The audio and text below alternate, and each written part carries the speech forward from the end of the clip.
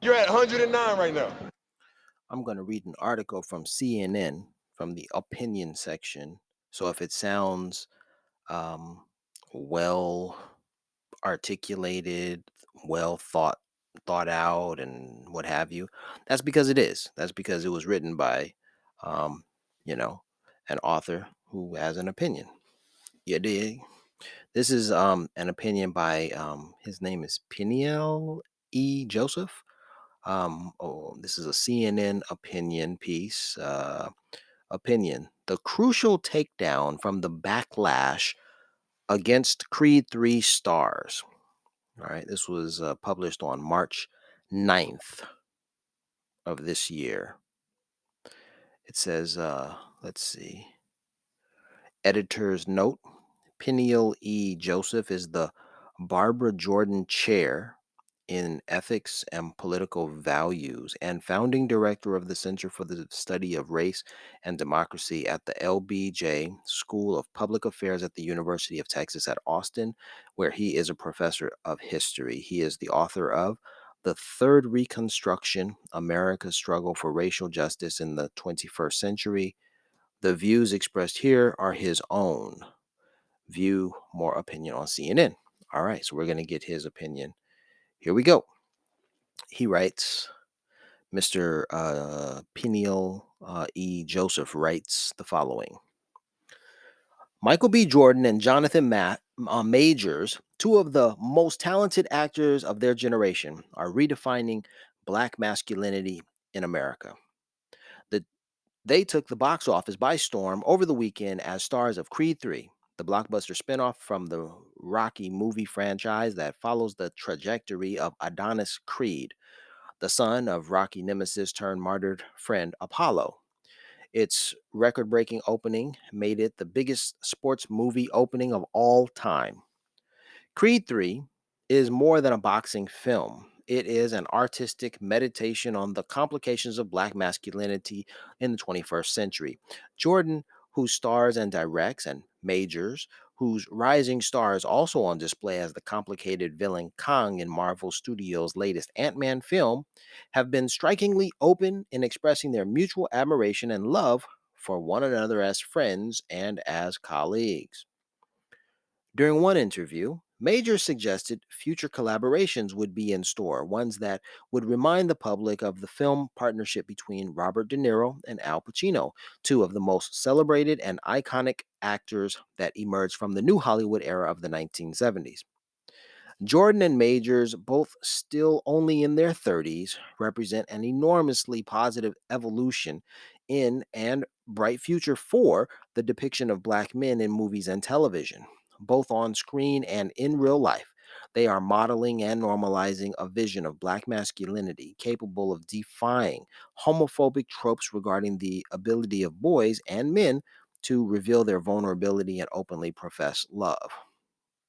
After photos of the two actors playfully embracing one another recently went viral, the backlash was fierce, driven by homophobic reactions rejecting such open affection displayed by two black men. And further response was swift from those applauding their courage to display love and admiration that black men are too often punished for showing in public. The backlash has a broader context. Majors, who displayed his muscular physique on the recent cover of Ebony while holding bouquets of roses, was also trolled for being unmanly.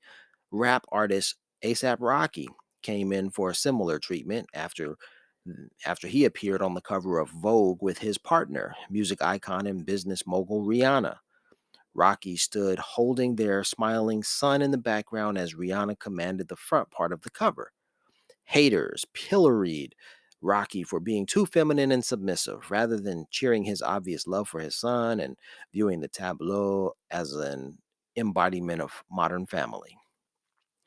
These seemingly isolated but ultimately related controversies help to eliminate the persistent toxicity of long-standing stereotypes about black men.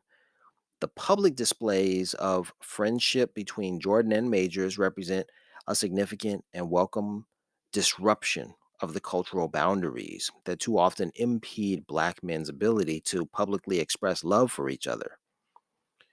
Majors, joined by Black Panther director Ryan Coogler, gave heartfelt speeches in praise of Jordan recently as he received a coveted star on the Hollywood Walk of Fame in Los Angeles. In his remarks, Majors liberally used the word love, and his embrace of Jordan afterward was a truly beautiful moment. What makes such public displays of black male love such as these so striking and to some so very threatening? Oh, okay, it's a question he's asking. Blackness encompasses infinite numbers of identities, emotions, feelings, and yet many people treat black men and boys as threats, accepting aggression and seeing it even where it does not exist. Black boys tend to be punished in school at higher rates rather than white counterparts for the same behavior. Black men are more likely to receive harsher sentences for the same crimes as white men. As distressing as these real world statistics are, the dynamics behind them also shape expectations for what we see in popular culture for audiences of all racial backgrounds. Black male friendship and emotional vulnerability shared between two black men defies what so many of us, including black men ourselves, have come to expect on screen. Performances like Jordan's and Major's take all of us out of our natural comfort zones. But movies can, at their best, challenge even our most tenacious stereotypes with the bracing complexity of human experience. In Creed 3, Jordan and Majors play a pair of gifted athletes who use boxing to transform their material circumstances. While we may have all witnessed a variation of this story before, especially in the original Oscar winning 1976 Rocky film starring Sylvester Stallone in A Star Making Turn, the film unfolds in ways that subvert this familiar setup. The viewer sees Jordan's Adonis Creed in multiple scenes, relishing his role as a loving husband and tender, affectionate father who expertly uses American Sign Language to communicate with his 7-year-old daughter.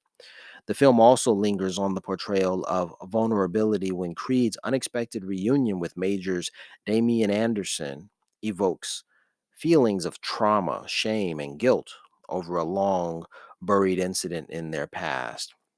Majors injects humanity into Anderson's palpable rage over an unjust prison sentence and grief over being abandoned by his one time best friend. We relate to him even when we disagree with his actions. America's long history of racial injustice and patriarchy continues to impact black men in particular and peculiar ways. Excuse me, to impact black men in particular and peculiar ways. At once criminalized by law enforcement on the one hand and envied for their stereotyped innate athletic abilities and sexual powers on the other, black men have been left with little to no room to be human, to cry, laugh, make mistakes, to express love, whether romantic or platonic, for one another, to root for each other, to celebrate our collective achievements and mourn for the loved ones we have lost. Amidst all of the real and illusory promise of post George Floyd America, there is genuine beauty in the ability of black men on screen and in real life to transcend toxic limits on our collective humanity by defiantly, hopefully, and gracefully choosing love over fear. Okay, it's a great piece. There's a lot to talk about now for my take, my perspective. You're at 109 right now. Where do I begin? Let's see. This is about masculinity, the display of masculinity, and social acceptance of that display. All right. And with regards to social or just, displays um of love between men who are, heterosexual, I understand the conflict. I understand that there can be, questionable, or the question is what is acceptable,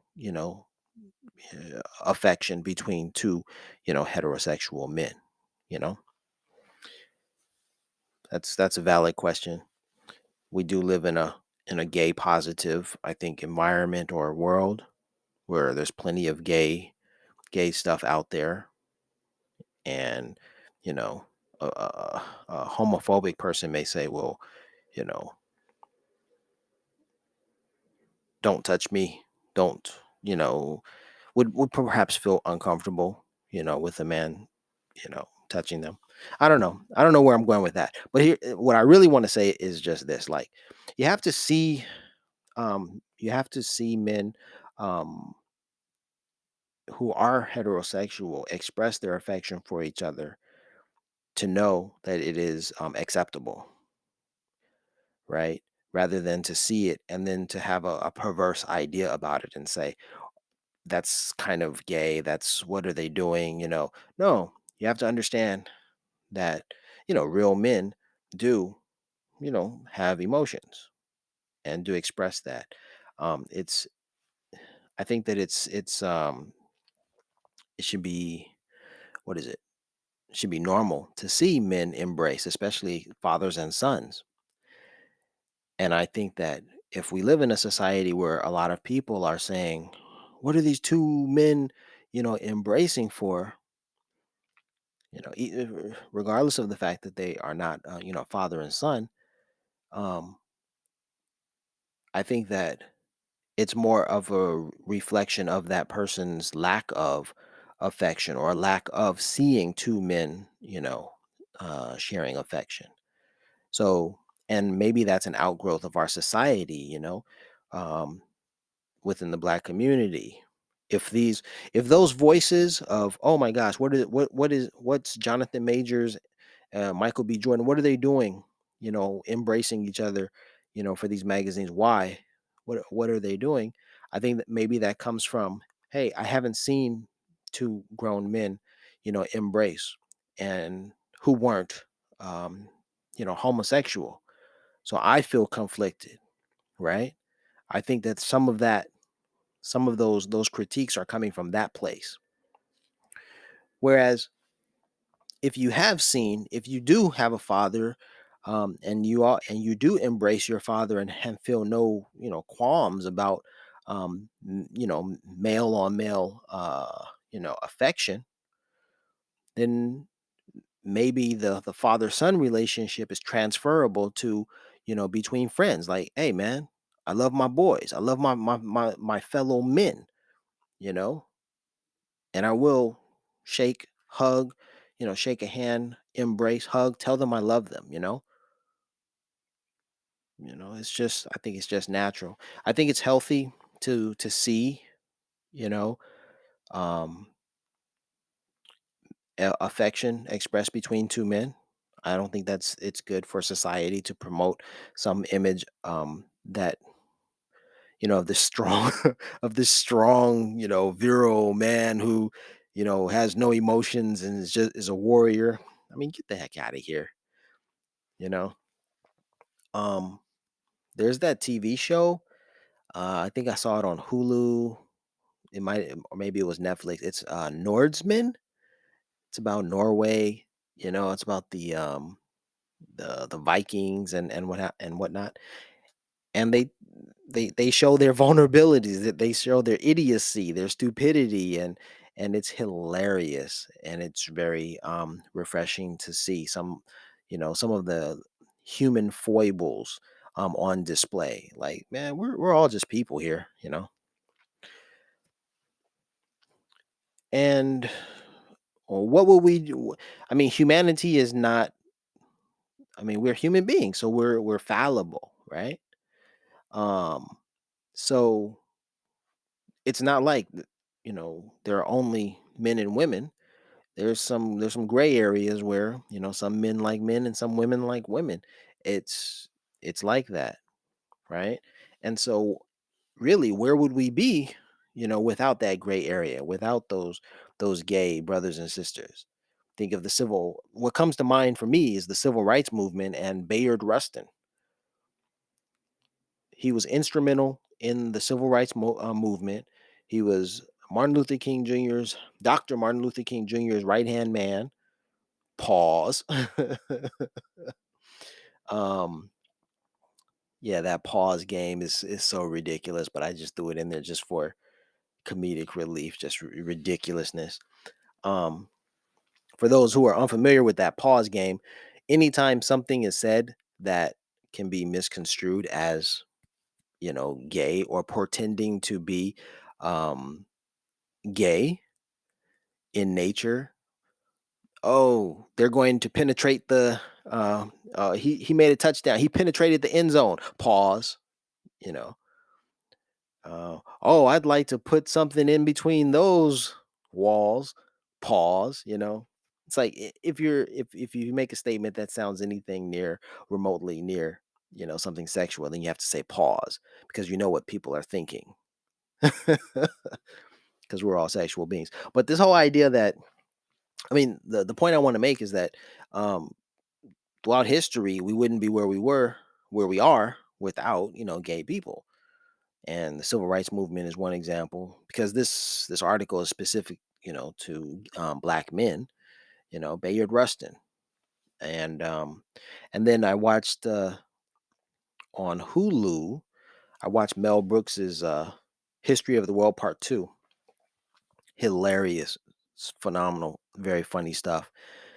And they have a sketch about Amelia Earhart, um, and they're suggesting that she was gay. Now, I didn't know that, didn't read that, but I'm sure there's some truth in that that backs it up that I wasn't aware of. I was ignorant of. Anyhow, they're bringing that to light. And what's interesting is that they've also included a black woman, the first black woman to receive her pilot's license, in the world, and that's Bessie Coleman. And so she's in the sketch as well. And the suggestion is that she was gay as well. So this so the point I'm making is just like there are so many great people in history. I know I only named what like three people, um, but you can keep going. And a lot of gay people have contributed a lot to society. And in my studies, let's see, in economics, I study finance in school. So is- finance and economics pretty much go hand in hand. Finance, accounting, and economics, I think, go hand in hand. Um, I learned about economist John Maynard Keynes, and from all of the studies and work that I had learned of him, I didn't. There was no inclination. There was no indication that he was gay. But then later, I learned, yeah, he was gay.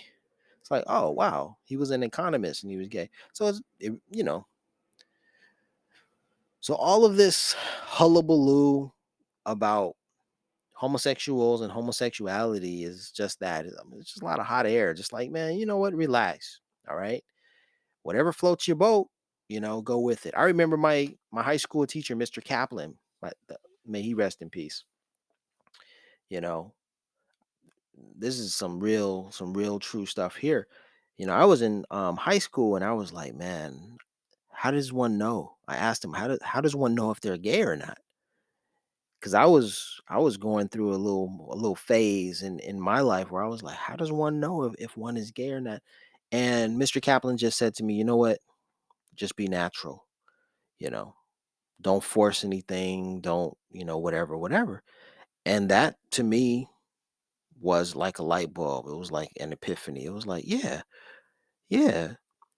And it's so interesting because I remember having like, yeah, I guess I was homophobic until I saw this scene in this movie. The movie was Disclosure, starring Demi Moore and Michael Douglas. And there's also Donald Sutherland is in that film too. Kiefer Sutherland's father. Okay, so there's a scene where Donald Sutherland and Michael Douglas's characters are in an elevator together. An elevator, as you know, it's a close, confined space. When those doors close, you're trapped, right?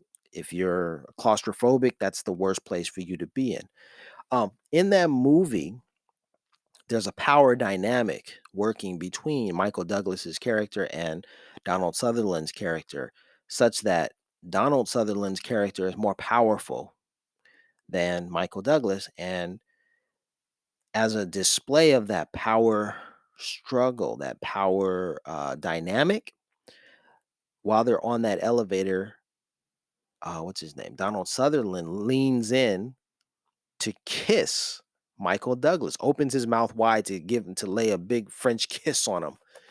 And Michael Douglas's character is, afraid.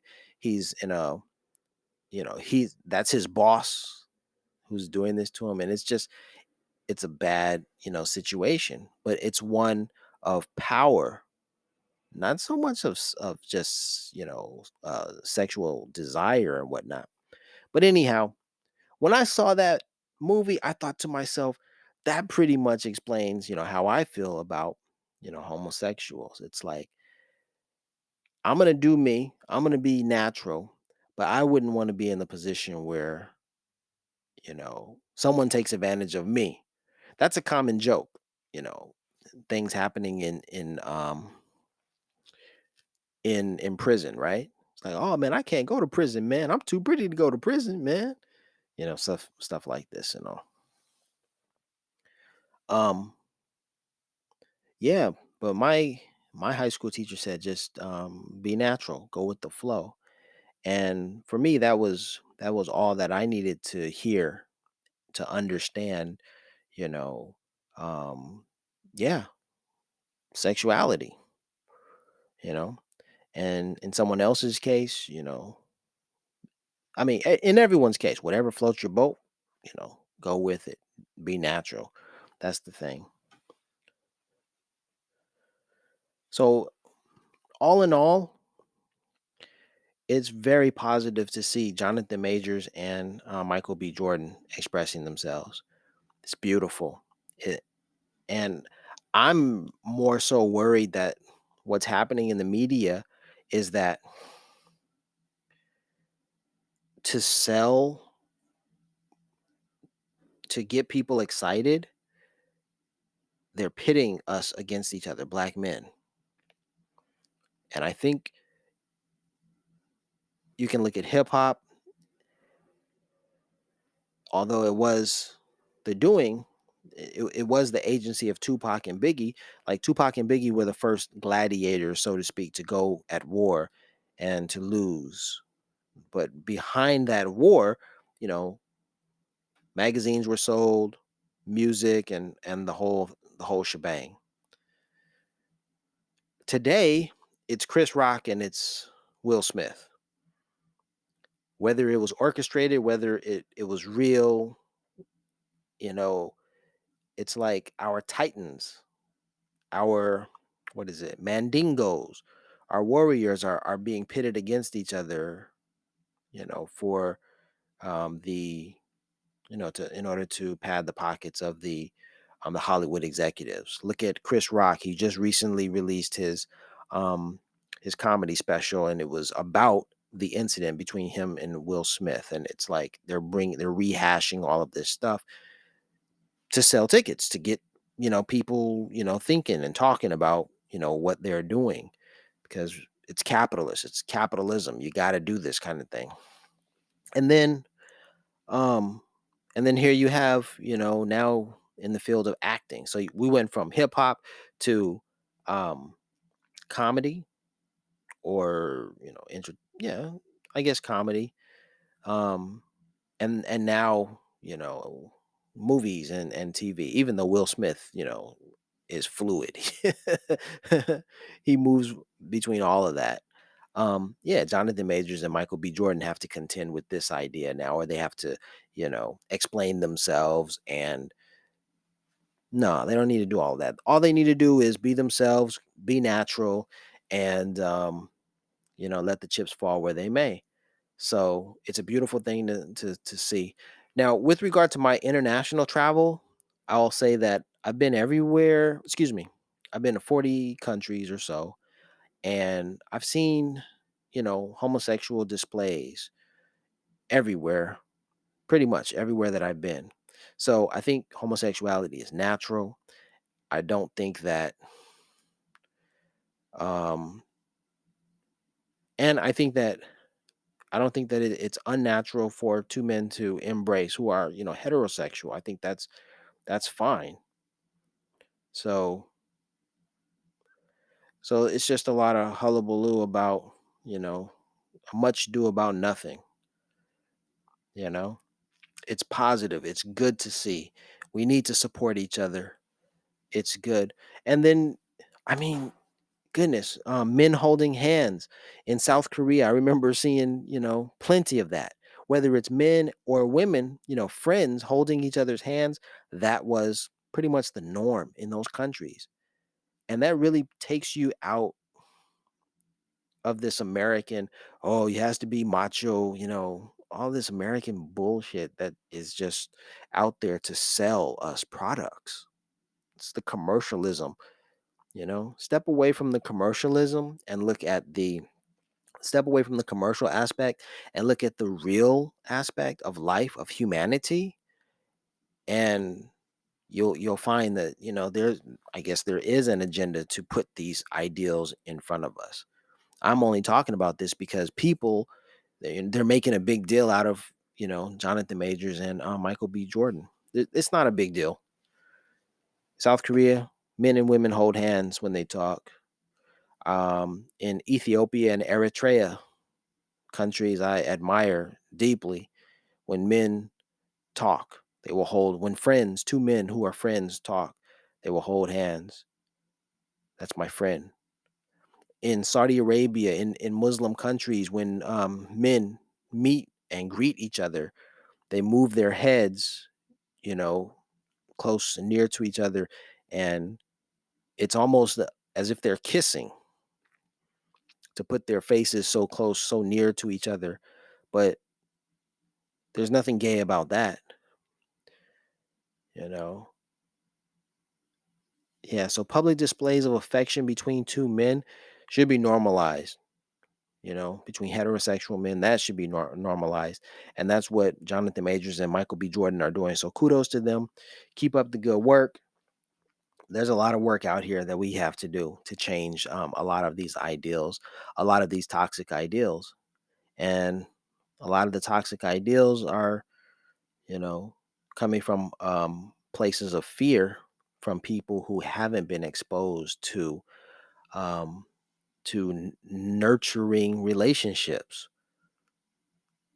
They don't have to be perverted relationships whereby someone is trying to take advantage of another person, i.e., pedophiles, molesters, i.e., or excuse me, example, e.g., the movie Disclosure that I mentioned. It doesn't have to have that perverse nature to it. It can be an embrace, a hug between two friends, two male friends saying, "Hey man, I love you, dude. Thank you. Thank you for your support. Thank you for your, you know, thank you for being a friend." All right, with that, I'll say those are my thoughts. So, peace and blessings. Love one another, and keep your friends close, and let them know that you love them, and hug your friends, and check up on them. So, with that said, I'm out. You're at 109 right now.